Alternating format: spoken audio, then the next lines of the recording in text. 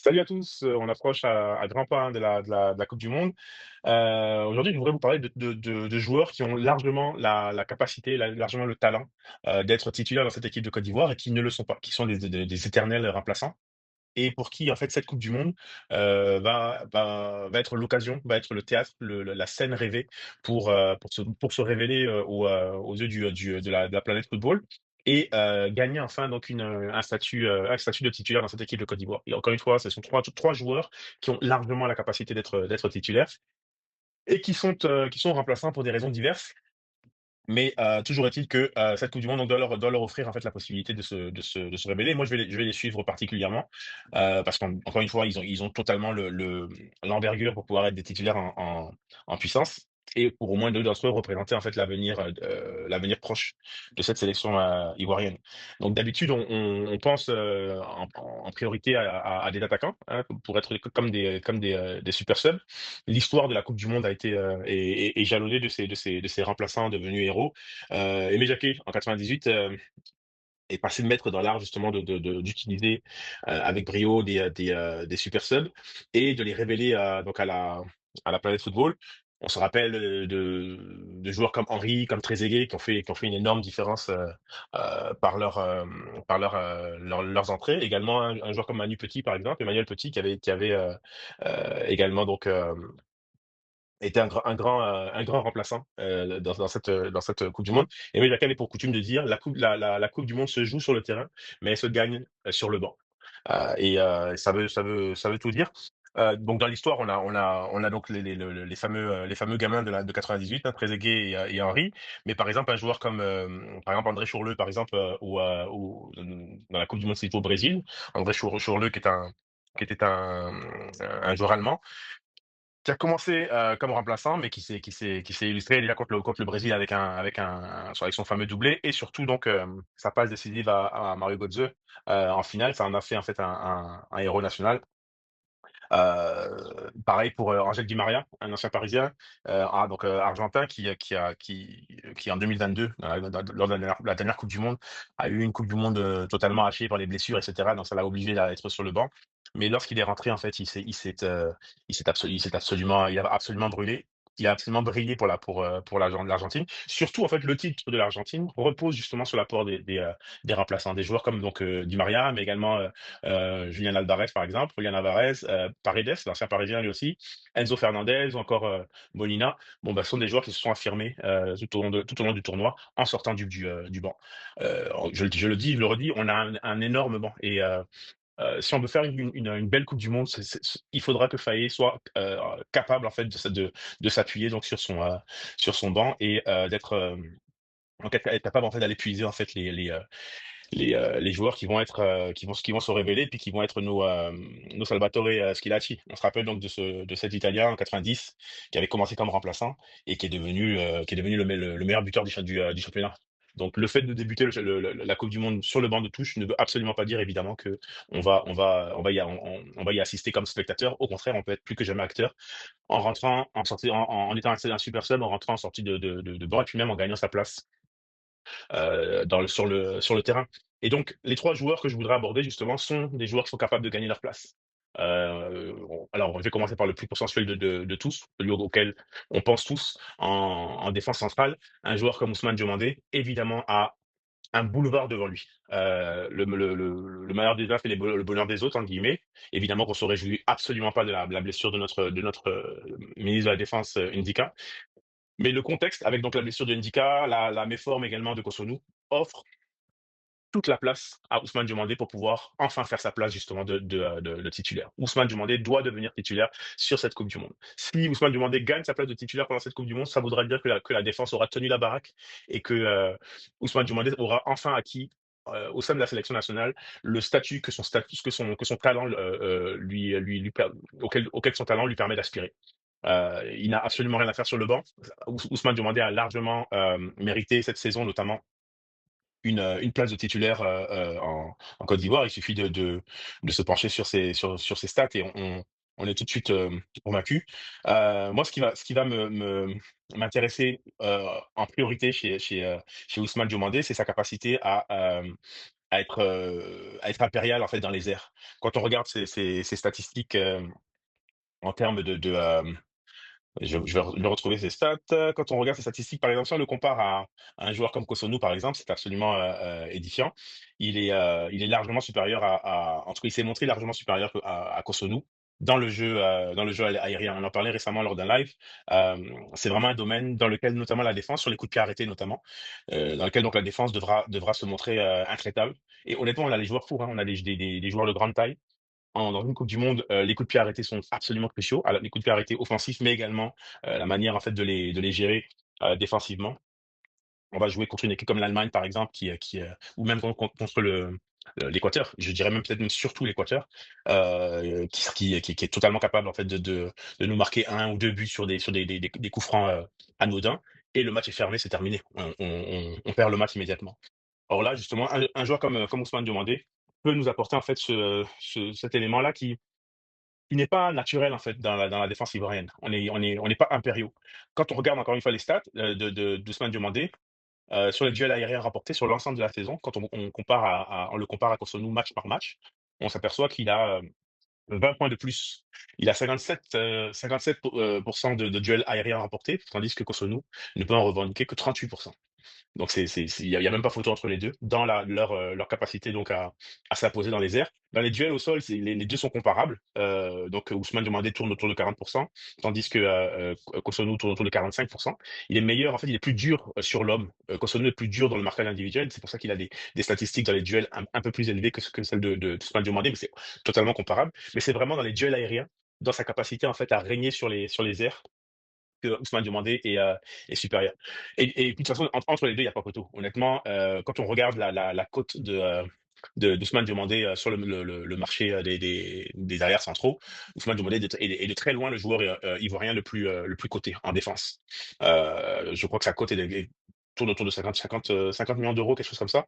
Bon, c'est même pas comparable en fait à Ousmane à Cotonou et Ousmane Diomandé va enfin signer dans un grand club, c'est certain, même si ça fait plusieurs années qu'on le dit. Mais il joue déjà dans un plus grand club. Il joue au Sporting du Portugal, tandis que Cotonou semble plafonner à l'Atalanta Bergame. C'est pas comparable. Et Ousmane Diomandé va évidemment et d'être d'ores et déjà pisté par les plus grands clubs d'Europe. Et il finira donc par signer évidemment dans un grand club européen. C'est pas un hasard. Ils le font pas pour ses beaux yeux. C'est parce que chacun en fait a bien conscience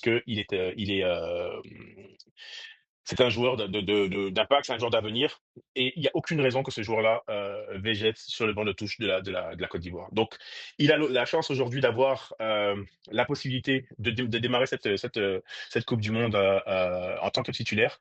Il doit la terminer comme titulaire et donc pour cela, il doit s'imposer au sein de la défense ivoirienne. Donc ça, c'est donc Ousmane Diomandé est clairement le 1er joueur auquel je pense, qui occupe aujourd'hui une place de remplaçant mais qui a largement en fait la possibilité, lors de cette coupe du monde, de s'imposer comme titulaire. Pour bien vous montrer que je vais pas, m'atteler qu'à des attaquants. Le deuxième auquel je pense, ça pourra surprendre, mais c'est un joueur que j'ai toujours défendu, c'est, Christopher Opéry. Christopher Opéry, est un joueur en fait sur lequel courent énormément de légendes. Bon, on s'est basé sur un match ou 2 où, il a pu faire une ou 2 erreurs et on en a conclu que Christopher Opéry n'était pas un joueur fiable défensivement. Mais si on est cartésien, si on est objectif et si on se base sur les statistiques, si on se base en fait sur les chiffres de sa saison, on se rend très vite compte que, déjà il a fait une saison tout à fait honorable et que comparé à, un joueur comme, Ghislain Collin et je le dirai jamais assez, un joueur comme Ghislain Collin que j'aime beaucoup, c'est un joueur que j'apprécie tout particulièrement. Mais si on compare en fait la saison des 2 joueurs, on s'aperçoit que, donc sur les applications de notation, par exemple donc, SofaScore, une application que j'apprécie particulièrement, il a une meilleure note que Conan, une note globale de 6,95 tandis que Conan a une note globale de 6,75. Vous me direz: «C'est comparable», pas de problème, mais justement, vu que c'est comparable, j'estime que, ces 2 joueurs doivent être mis plus franchement en concurrence.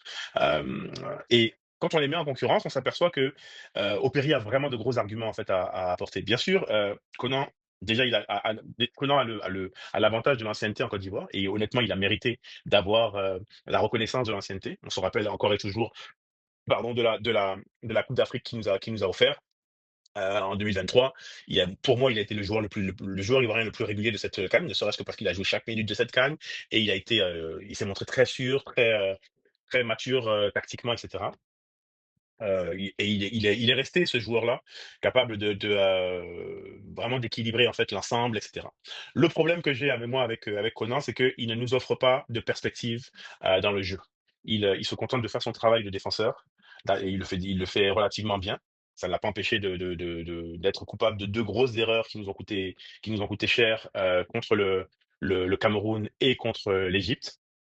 Mais je ne veux pas juger les joueurs sur une ou 2 erreurs, mais j'estime que ces erreurs-là, et notamment, par exemple, la manière avec laquelle il s'est fait bouffer, physiquement, par, Mohamed Salah contre l'Égypte, indiquent que, comme tout autre joueur d'ailleurs, il a ses limites et la limite que je vois en plus donc de la du de celle de l'âge, hein, le fait il commence en fait à piocher physiquement, c'est également le fait qu'il se contente donc de jouer son rôle défensif. On le voit beaucoup trop rarement franchir la ligne médiane. On le voit beaucoup trop rarement combiner offensivement avec son ailier. On le voit beaucoup trop rarement, venir en fait apporter le surnom à l'attaque et alimenter l'attaque notamment de centre ou d'options ou d'options offensives. Il peut à la fois prendre, à gauche, le long de la ligne, mais il peut un latéral gauche moderne doit également être capable de rentrer à l'intérieur du jeu pour pouvoir apporter donc des options. Et ça, Conan ne le fait que très, très, très, très, très rarement.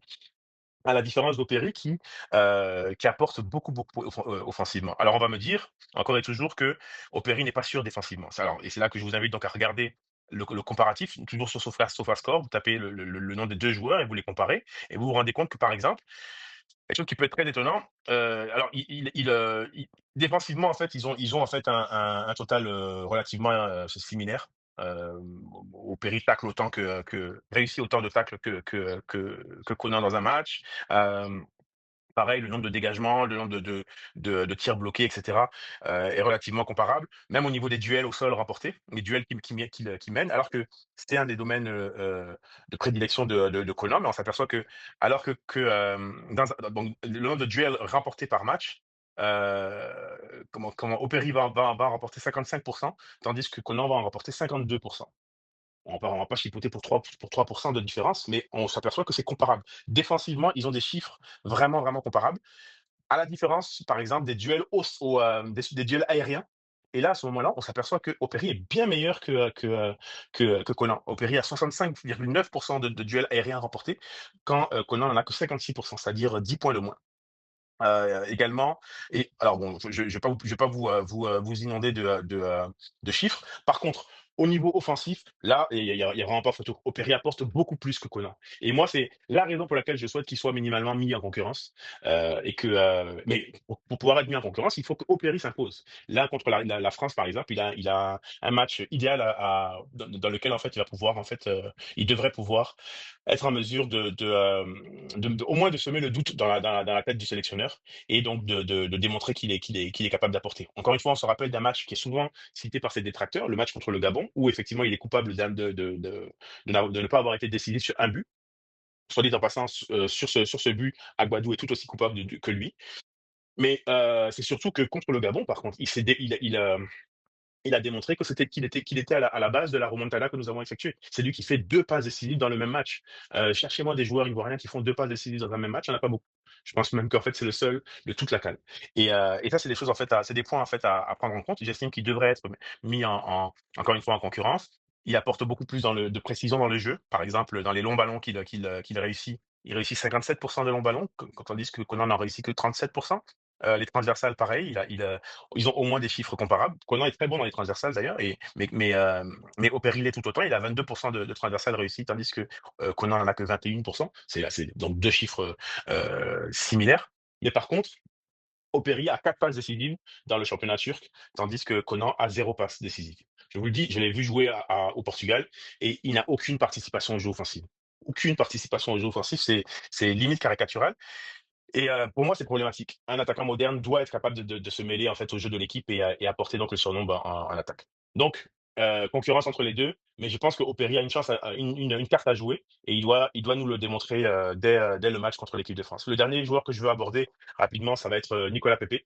Nicolas Pepe, évidemment, a toujours eu le talent pour pouvoir être non seulement un titulaire en équipe nationale de Côte d'Ivoire, mais un leader. au sein de cette sélection. Il sort d'une très grosse saison, avec, 8 buts, 8 passes décisives dans la Liga. À 2 reprises de mémoire, il a été élu meilleur joueur du mois de l'ensemble de la Liga. Quand on connaît les joueurs qui composent la Liga, c'est une performance en soi et on s'aperçoit que c'est un joueur qui s'est programmé pour cette coupe du monde. Moi, je suis persuadé que Pepe va nous faire une grosse coupe du monde. Depuis le mois de février, toujours sur SofaScore, on s'aperçoit que ses notes, sont déjà toutes dans le vert depuis le mois de février et en phase ascendante. Il s'est de En fin de saison, il s'est de nouveau rapproché en fait de la note globale de 8 qu'il avait atteint au mois d'août dernier lorsqu'il a été élu pour la première fois meilleur joueur du tournoi. Je pense que c'est au mois d'avril ou au mois de mai qu'il a été de nouveau élu meilleur joueur il y a pas photo. C'est clair que c'est un joueur qui est en forme, qui est ultra en forme pour aborder cette coupe du monde. On le voit à l'entraînement là je crois que c'était son premier entraînement aujourd'hui.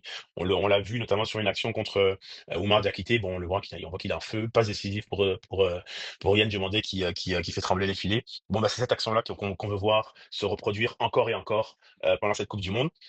À mon avis, il va débuter sur le banc. Pour la simple raison que notre Emer Faé national va vouloir commencer en 4-3-3 et dans le 4-3-3, donc il y a une place pour Kessié, il y a donc pas de place pour Pépé parce que le côté droit est déjà pris par Amad Diallo.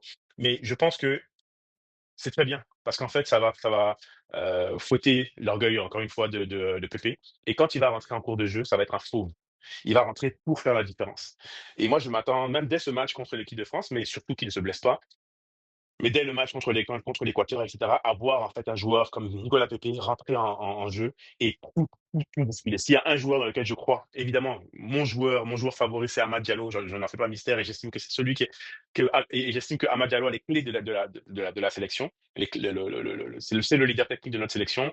Yann Diomandé est la révélation attendue, etc. Il n'y a aucun problème. Ces deux-là sont des joueurs auxquels je crois. Je croyais évidemment beaucoup également en Juan Boni notamment. Mais je suis persuadé que là, celui qui va tout casser dans cette Coupe du Monde pour la Côte d'Ivoire, en tout cas, il a les moyens de le faire, c'est Nicolas Pepe. Et donc pour cela, il faut qu'il joue libéré, qu'il éclabousse en fait la planète de son talent. Il faut également qu'enfin il puisse avoir ce rôle de leader que Faye attend de lui depuis trop longtemps. Et c'est là que se situent mes doutes. Quand je le vois débarquer, les mains dans les poches, toujours aussi dilettante, nous faire du Nicolas Pepe dans le texte, donc débarquer en retard pour le rassemblement parce il devait fêter son anniversaire, et cetera.